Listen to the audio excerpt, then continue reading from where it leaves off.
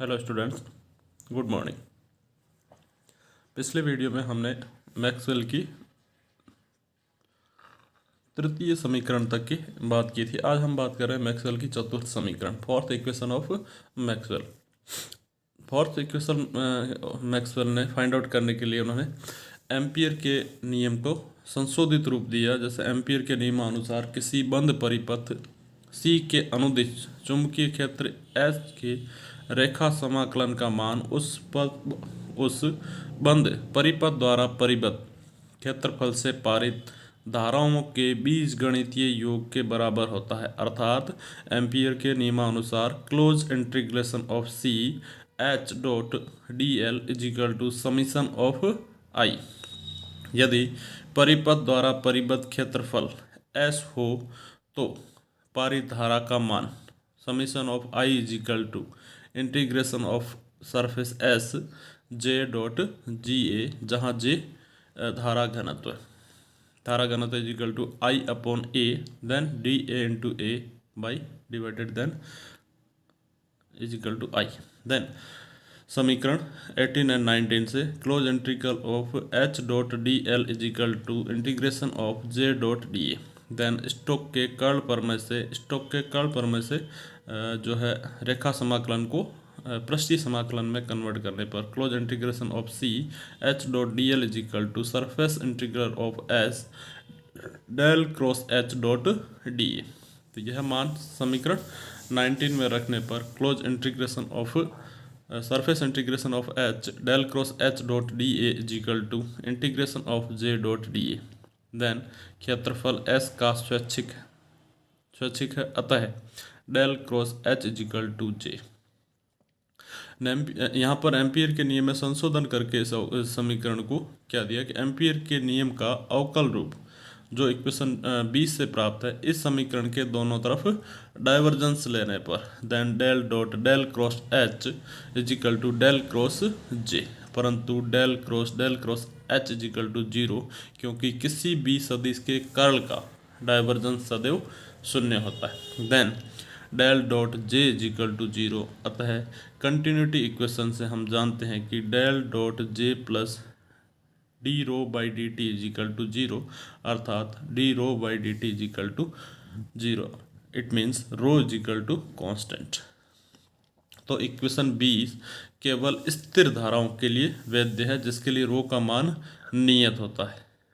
जहाँ इक्वेशन 20 है वो स्टडी करंट या डायरेक्ट करंट के लिए ही मान्य है, जिसका जो है पृष्ठ आवेश घनत्व या आयतन आवेश घनत्व रो जो है वो क्या रहेगा, कांस्टेंट रहेगा। यदि एम्पियर का नियम केवल स्थिर धाराओं या चालन धाराओं के लिए वैध रहता है, लेकिन यहाँ यह नियम विस्थापन धाराओं के लिए वैध नहीं होता। अर्थात परिपथ में स्थायी या चालन धारा या विस्थापन धारा दोनों प्रकार की धारा विद्यमान हो सकती है। अतः मैक्सवेल ने एम्पियर के नियम में संशोधन किया तथा यह माना कि परिपथ में कुल धारा घनत्व चालन धारा घनत्व तथा विस्थापन धारा घनत्व के योग के समान होता है। देन विस्थापन धारा परिवर्ती विद्युत क्षेत्र के कारण उत्पन्न होती है तथा चालन धारा या स्थायी धारा आवेशों के प्रवाह के कारण उत्पन्न होती है। विस्थापन धारा परिवर्ती विद्युत क्षेत्र के कारण उत्पन्न होती है, जबकि चालन धारा या स्थायी धारा आवेशों के प्रवाह से उत्पन्न होती है। तो समीकरण 20 जो है उसको संशोधित रूप में हम क्या लिख सकते हैं, del cross J is equal to J plus J D, अर्थात जहाँ जे चालन धारा व जे डी डिस्प्लेसमेंट करंट या विस्थापन धारा। पुनः इस समीकरण के दोनों तरफ डाइवर्जेंस लेने पर del cross H equal to del dot J plus del J D, then del dot del cross H equal to zero. It means del dot J plus J D equal to zero, अर्थात del dot J D equal to minus del dot J या minus D rho by D T, क्योंकि D J by D T equal to minus del rho by del T. अर्थात del dot J D equal to D rho by D T. Maxwell के प्रथम समीकरण से del dot D equal to rho, अर्थात उपरोक्त समीकरण में मान रखने पर del dot J D equal to del by del T del dot D या del dot Z D is equal to del dot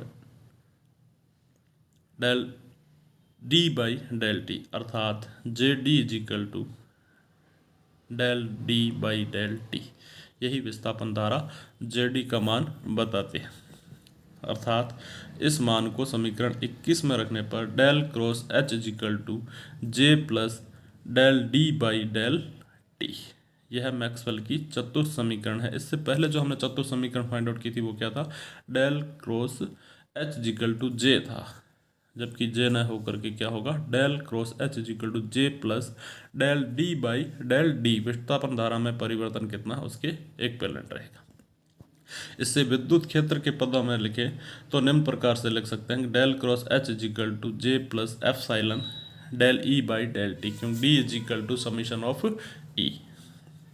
एक एग्जांपल लेके देखते हैं। जैसे हमने देखा है, दर्शाइए कि सांतत्य समीकरण del dot J plus del rho by del T is equal to zero Maxwell की समीकरणों में ही निहित है। अर्थात मैक्सवेल की चतुर्थ समीकरण से del cross H is equal to J plus del D by del T, उपरोक्त समीकरण में दोनों तरफ डाइवर्जेंस लिया, then del dot del cross H is equal to del dot J plus del D by del T, या summation of del dot J plus del D by del T is equal to zero, क्योंकि del dot del cross H किसी भी curl का divergence जो है वो शून्य होता है। अर्थात del dot J plus del dot del D by del T is equal to zero, या del J by del T del dot del D is equal to zero.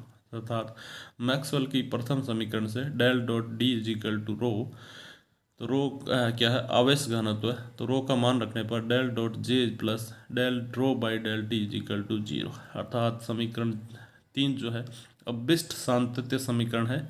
यह सिद्ध होता है कि सांतत्य समीकरण मैक्सवेल समीकरणों में ही निहित है।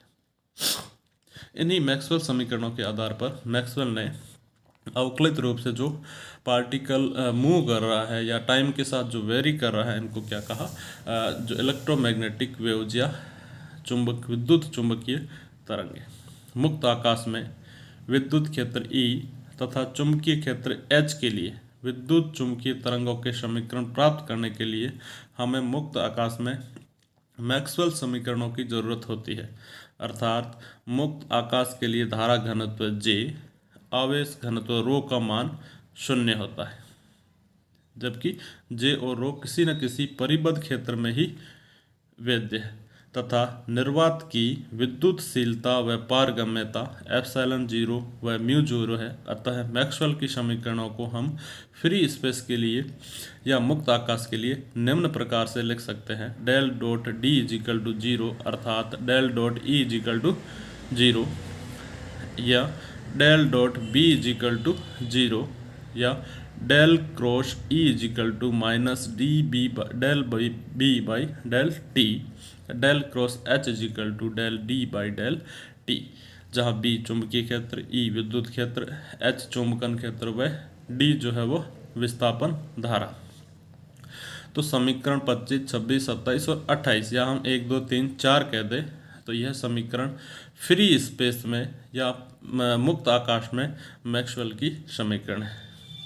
इन समीकरणों को मॉडिफाई किया, जैसे फर्स्ट समीकरण जो है इक्वेशन थर्ड जो है उस समीकरण का कर्ल लेने पर, तो del cross E minus del cross D B by D T, then del cross E is equal to minus del by del T del cross mu zero H, B is equal to mu zero H, then del cross E is equal to minus mu zero del by del T del cross H, then del cross H का मान रखने पर del dot E is equal to minus mu zero del by del T del D by del T, चूँकि D is equal to mu zero E, then del cross del is equal to minus mu zero del by del T epsilon zero del E by del T, या minus mu zero epsilon zero del square E by del T. तो हम सर्व समीकरण से लिख सकते हैं del cross E is equal to del dot E minus del dot del E. परंतु मैक्सवेल की प्रथम समीकरण से del dot E is equal to 0 अर्थात जो minus del square E.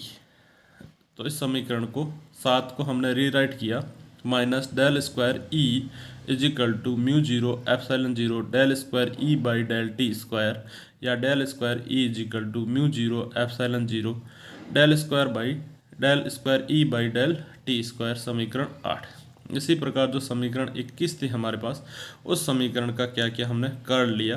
Then del cross H is equal to del cross D by D T is equal to epsilon 0 del by del T del cross E, या del square H सर्व समीकरण से is equal to mu 0 epsilon square del square H by del T square. Del cross E का मान समीकरण 27 से रखने पर del cross H is equal to mu 0 epsilon D B by D T, इसको हमने रीराइट किया या सोल्व करने के बाद हमारे पास इक्वेशन आई del cross del H square is equal to minus mu 0 epsilon 0 del square H by del T square. सर्व समीकरण का उपयोग करने पर डेल डॉट बी या del dot E is equal to 0, then del cross H is equal to minus del square H के equivalent, then minus del square H is equal to minus mu 0 epsilon 0 del square H by del T square, या del square H is equal to mu 0 epsilon 0 del square H by del T square. तो यहाँ समीकरण 32 और 33 निर्वात में क्रमशः विद्युत चुंबकीय क्षेत्र ई तथा एच के लिए तरंग के अवकलन समीकरण है। इनकी तुलना तरंग गति के सामान्य समीकरण से करने पर तरंग गति का सामान्य समीकरण del square psi is equal to mu 0 epsilon 0 del square psi upon del T square, या del square psi is equal to 1 upon V square del square psi by del T square, जहाँ psi एक अदिश है, ई व H घटकों की जगह तथा वी तरंग का वेग है। देन तरंग का वेग V is equal to 1 upon root mu 0 epsilon 0 square. Mu square व एप्सिलॉन 0 की वैल्यू रखने पर वह फाइंड आउट हुआ 3 × 10⁸ मीटर पर सेकंड, जो प्रकाश के वेग के तुल्य है। अर्थात निर्वात में विद्युत चुंबकीय तरंगों का वेग प्रकाश के वेग के तुल्य है। तो समीकरण 32 और 33 को हम निम्न प्रकार से लिखा, del square E minus 1/c square del square E by del T square is equal to 0, या del square H is equal to minus 1/c square del square H by del T square is equal to 0। इन समतल विद्युत चुंबकीय तरंगों के हल हम निम्न प्रकार से दे सकते हैं। ई जो है वो डिपेंडेंस किस पे है, आर और टी पे। देन E0 ई की power iota K dot R minus omega T, या H R T is equal to H0 E की power iota K dot R minus omega T, जो इन विद्युत चुंबकीय तरंगों का हल है, जहां E0 व H0 सम्मिश्र आयाम है के तरंग संचरण सदिश तथा ओमेगा कोणीय आवृत्ति है। देन तरंग संचरण सदिश K is equal to 2 pi upon lambda, या 2 pi nu by C N cap, या omega by C N cap, जहाँ एन कैप इकाई सदिश है जो तरंग संचरण की दिशा को व्यक्त करता है। अतः मैक्सवेल समीकरणों से हमने यह दर्शाया कि परिवर्ती विद्युत क्षेत्र व चुंबकीय क्षेत्र निर्वात में समतल तरंगों की तरह संचरित होती है, जिनके वेग प्रकाश के वेग के तुल्य है। अर्थात जो तरंगे है, विद्युत चुंबकीय तरंगे है, वो प्रकाश के वेग से गतिमान होती है तथा इनकी जो तरंगों की प्रकृति रहती है वो समतल तरंगों के रूप में रहती है। जिन्होंने हमें इक्वेशन जो शो किया वो इक्वेशन क्या होगी, del square E minus 1/c square del E by del T square, यानी फंक्शन हो गया स्थिति सदिश आर और टी का। Thank you. नेक्स्ट हम अगले वीडियो के अंदर डिस्कस करेंगे।